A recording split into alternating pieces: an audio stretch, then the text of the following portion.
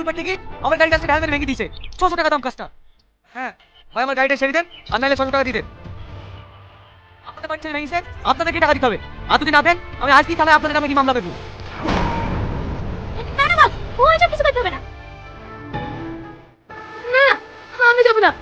তুমি আমাকে মারবা। মারবো না। তুমি কি দরকার ছিল লোকের কাছে তেল ধরার?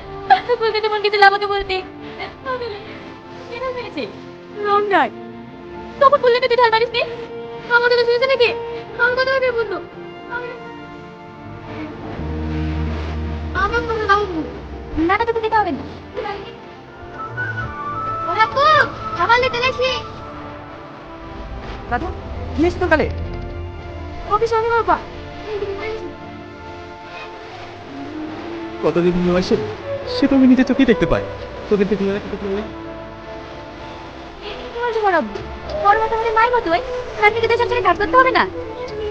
সত্যি রে মা, তোর উপরে এত অত্যাচার করার পরেও তুই তোর বড় মাকে নিজের মায়ের মতো ভালোবাসিস। ও সব কথা বাদ দাও, তুমি আগে খেয়ে নাও তো। ঠিক আছে মা,